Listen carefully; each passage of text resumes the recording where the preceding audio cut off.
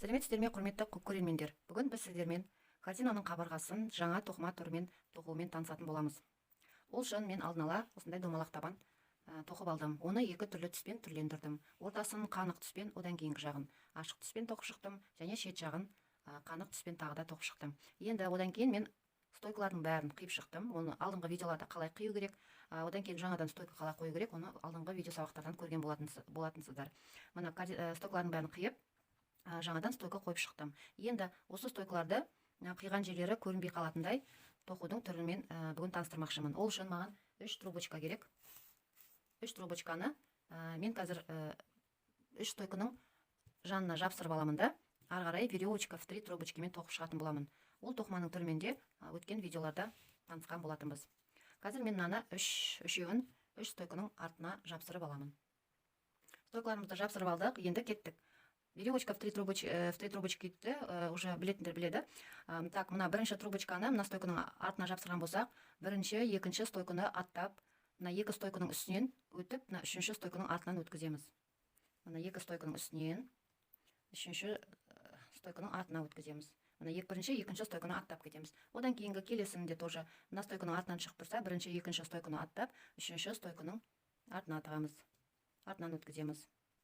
Так. Одан кейінгі трубочкамызды да солай, бірінші, екінші стойканы өткізіп барып, үшінші стойканың артынан өткіземіз. Мына бұл тоқыманың түрі солай. Ары қарай осылай тоқып кете береміз.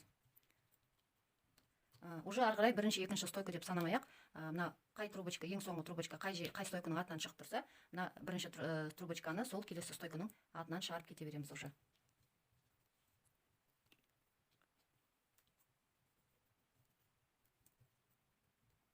Осы тоқыманы бір тоқып шыққаннан кейін біз уже стойкаларды көтереміз. Так, бұл кардиналарды не үшін пайдалануға болады? Мысалға, маған скоро бұйырса алдымызда той келе жатыр. Той жасаймыз, Алла қаласа. Сол тойға маған 10 шақты той бастар кардинасы керек. Уже заказ түсіп тұр. Сол кардина мен 10 кардина тоқуым керек. Сондай той бастарларға пайдалануға болады. Сосын, мысалға, подружкамыздың, құрбыларымыздың туған күні болады. Сол кезде осындай кардиналарды тоқып, ішіне сыйлығымызды салып, немесе тәтті-мәттімізді салып алып барсақ, олар қуана қабылдайды. Сондықтан бұндай кардиналарды тоқып үйренсек, өте көп пайдасы бар. Қолмен жасалынған нәрсе әрқашанда сұранысқа ие, және адам өз қолмен жасағаннан кейін оны көбісі ұнатады, сыйлық ретінде алғанға да ұнатады. Және постепенно уже адамдар тоққандарыңызды үйренсе, уже заказ бере бастайды. Қазірдің өзінде уже маған мына осындай той бастарға заказ түсіп жатыр. Мына жерден өсіріп аламын қазір мен. Трубочкаларымды өсіріп алдым, ары қарай кеттік. Осылай қазір бір қатар тоқып шығамыз. Сосын ары қарай стойкаларды көтеру керек болады. Өздеріңіз білесіздер, өткенде мен айттым сіздерге, стойкаларға көтеруге форма керек болады. Сол форманы кигізіп, стойкаларды резинкаға немесе қыстырғышпен стойкаларға бір жарты сағат, бір сағаттай көтеріп, стойкалардың форманың бойымен стойкаларымызды көтеріп алуымыз керек. Сол бойын алғаннан кейін ары қарай қабырғасын тоқитын боламыз. Так, міне соңына жақында қалдық.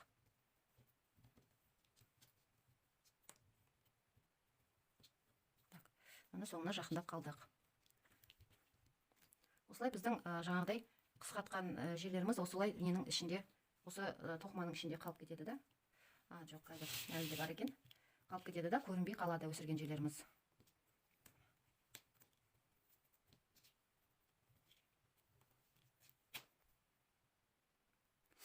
Міне стойканы бастаған жерімізге келдік.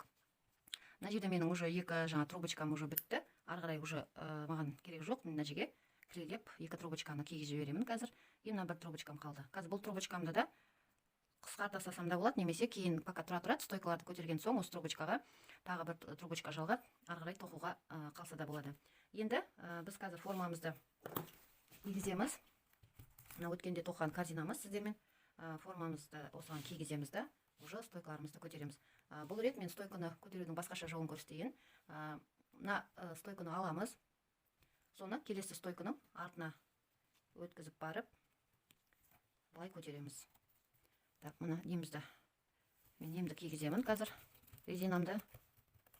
Так, осылай тіп-тік қылып кигізіп аламыз. Келесісін келесі стойканың артынан өткіземіз, көтереміз, резинкамызға кигіземіз.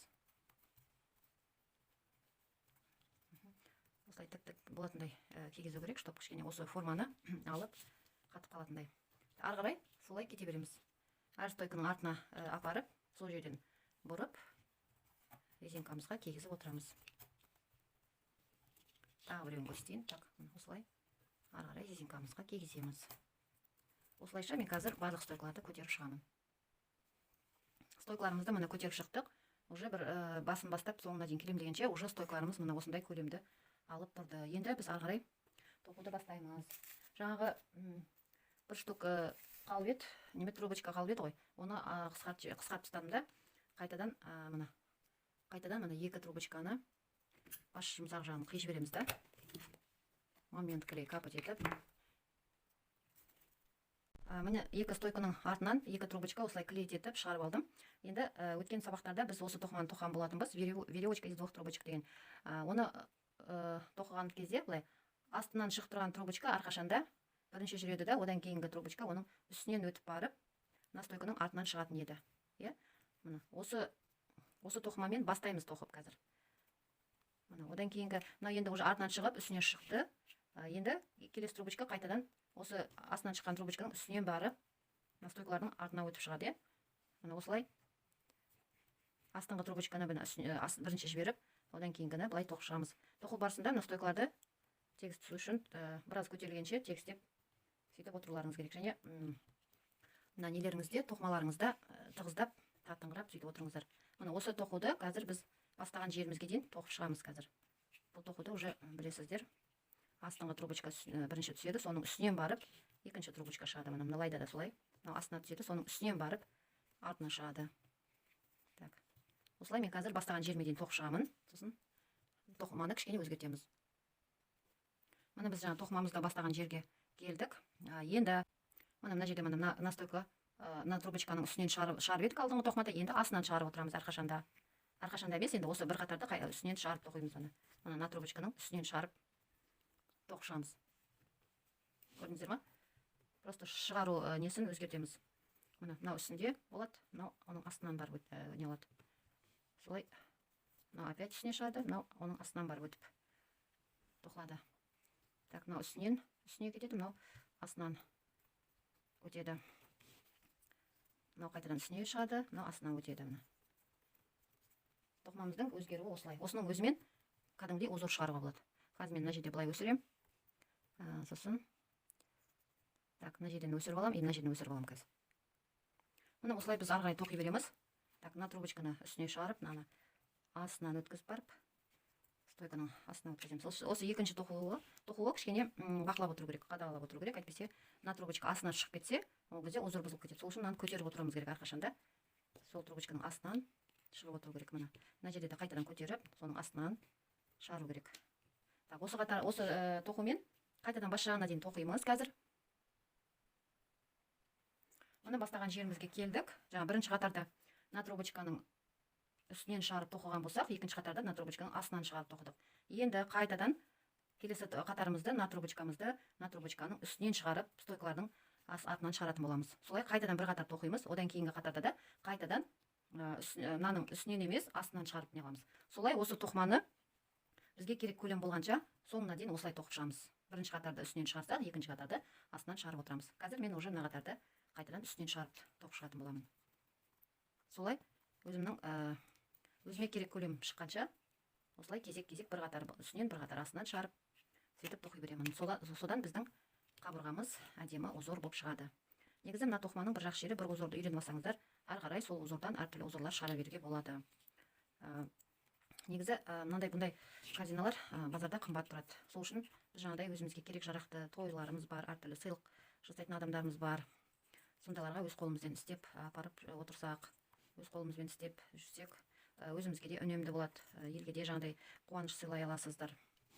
Сондықтан үйреніп алсаңыздар өте қажет кәсіптің түрі. Негізі қолөнер деген ешқашан адамға артық болмайды. Бір адамның өзі кемінде 40 өнер үйренсе де көпті кетпейді. Қазір мына осы жерден өсіріп аламын да, мен өзіме керек көлемге дейін тоқып шығамын. Корзинамызды керекті көлемге дейін тоқып шықтық. Мына веревочка 2 трубочки деген тоқыманың өзімен міне соны асты үстінен ауыстырып өту арқылы міне осындай узор шығардық. Міне каса сияқты, бұрым сияқты, міне 1 бұрым, 2 бұрым, 3 бұрым, 4 бұрым, 5 бұрым, 6 бұрым, 7 бұрым, 14 қатар міне осыны трубочкалардың орнын ауыстыра отырып, осындай әдемі узор шығаруға болады екен. Енді біздің настойкаларымыз уже қатып қалды. Бұлардан загибка жасау уже қиын болады. Сондықтан бұлардың бәрін қиып шығамыз. Қиып, түбінен неден шықпайтындай қылып қиып әдемілеп. Әдемілеп қиып, орнына свежий стойка қойып шығамыз да, ары қарай загибка жасаймыз. Қазір мен барлық нені стойкаларды қиып шығамын, орнына стойкалар қойып шығамын, сосын барып ары қарай жалғастырамыз.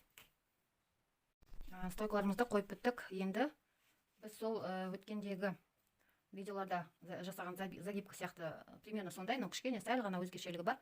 Сондай загибка жасаймыз. Ол былай. Мына келесі стойканың арт жағына өткізіп шығамыз. Мына жерге ең соңғы стойка кіреді, орын қалдырып кетеміз.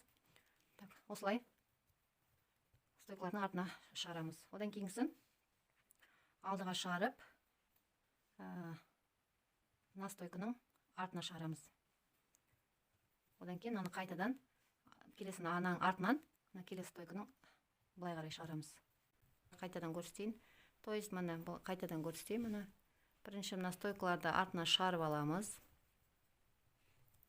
Одан кейін міне мына стойкамыз бар, ғой жаңа мына стойканың артынан шығарған.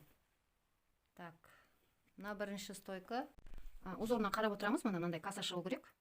Мысалы мына стойканы, мына стойканы, мына стойканың астынан шыққан стойканы келесі стойканың төменіне қарай түсіріп жібереміз. Мына стойкадан кейін шығарып, келесі стойканың мына бұрышына кіргізіп жібереміз. То есть мына жерде мынандай бұрым шығу керек. Мындай бұрым сияқты узор шығу керек. Мына стойкалар мына бұлар астында қалып отырады, қалып отырған осы стойкалардың бәрін сосын қиып тастайтын боламыз міне. Былай қарай. Так, мынаны былай кіргіземіз де, мына стойканың артына түсіреміз. Мынаны былай кіргіземіз де, мына стойканың төменіне түсіреміз. Так, міне осылай узор шығарып отырамыз. Тағы да ары қарай кетеміз, былай қарай. Так, кішкене біраз түсіндіріп өтейін, міне былай қарай кетеміз. Енді мына стойканың артынан өткізіп барып, келесі стойканың үстінен былай қарай төменге шығарамыз. Төменге шығарған стойкалардың бәрін сосын қиып тастайтын боламыз. Мынаны былай қайтадан мына келесі стойканың төменіне шығарамыз. Мына стойканың астынан шығарып, келесі стойканың төменіне шығарамыз. Мына стойкалардың бәрін узорлары келетіндей қылып жөндеп отырамыз. Так. Мынаны былай шығарамыз. Так, мынаны былай шығарамыз да, келесі стойканың ар жағына шығарамыз. Алдыңғы нелерде, каса деген неде, мына бұрышқа кіргізіп, ішінен шығарған болатынбыз. Енді разницасы бұл жерде сыртына шығып тұр. Негізі ішіне шығарсаңыздар да болады, примерно осындай ұқсас узор шығады. Осындай узор. Так, мыналардың бәрі сосын қиятын боламыз, қиып тастайтын боламыз. Так, мынаны. Так. Былай шығардық па? Мынаны ары қарай.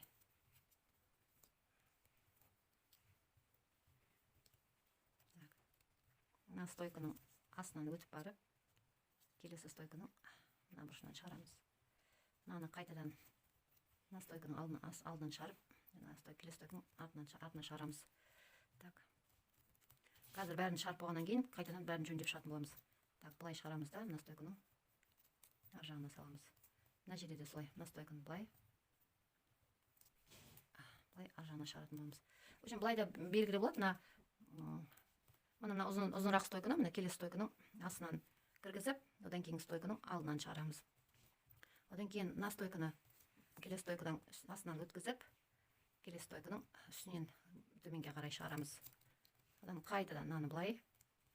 Так. Мыналарды былай қайтадан жасап аламыз. Түсінікті болып жатыр ма, қыздар? Так. Мына осылай мен қазір бәрін өткізіп шығамын. Мына біз немізді болдық. Енді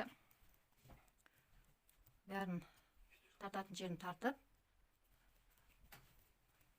өстіп жөндеп шығуымыз керек бәрін. мына барлық жерін осылай тартып жөндеп шығамыз. Енді мына қалған түбінде шығып тұрған нәрсенің бәрін енді әдемілеп түбінен қиып шығамыз. Қорықпаңыздар, бұлар сетінеп кетпейді. Мынандай ақ боялмаған жері егер көрініп тұрса, оны морилкамен, кисточкамен бояп жіберсек болады. Сосын сол жерге клей жағып жібереміз. Сосын лак водамен обработка жасағаннан кейін бұлар тұрған жерінде сол күйі тастай болып қатып қалады. Осылай бәрін қиып шығамыз.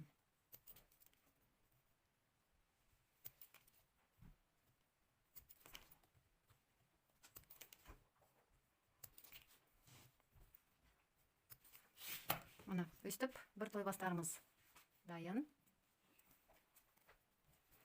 Осындай әдемі тойбастар болып шықты.